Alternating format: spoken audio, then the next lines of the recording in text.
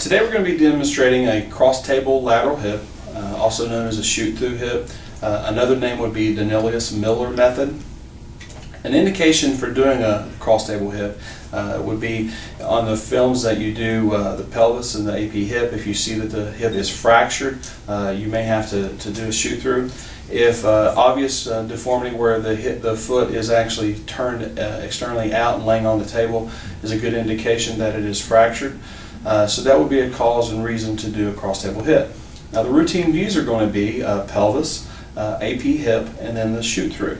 Today I'm just going to demonstrate the cross-table lateral because we have previously showed you how to do a pelvis and a hip. The film size will be a 10 by 12 and it will be a grid.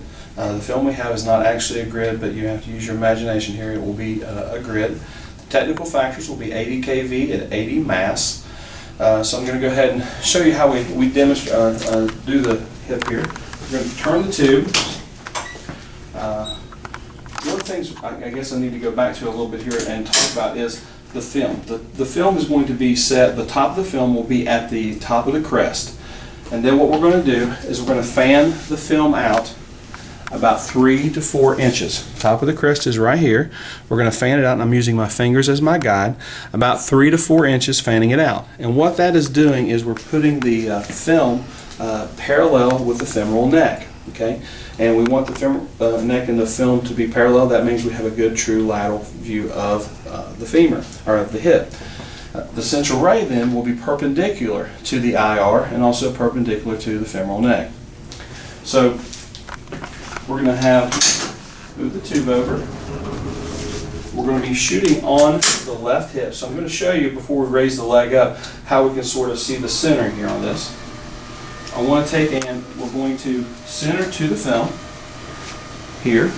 I'm going to center approximately at the crease of the leg.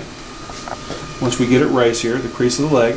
One of the things that we do say, and again, probably not politically correct, but we do tell you that we shoot through the ballpark. Something a little funny like that a lot of times will help you to remember where your centering is actually at. Okay, so we got our centering on our film, approximately where it needs to be. I'm seeing the centering light right here. I have room and light here so I can put my marker on the film. We are shooting the left hip. And then we're going to put a trash can on the table.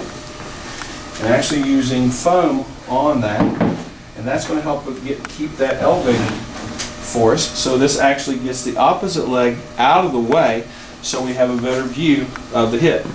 And if you pull the pants up, and you can see here you're shooting through the crease of the leg is where we're aiming for. And we know we're centered to the film because we've already done that. The film is where it is here at the top. We're going to use a 40-inch SID. So we've got our SID correct, our technique is set at 80 at 80, and then we're going to shoot our film here, and that will make the exposure, and this is going to be our cross-table lateral hip x-ray.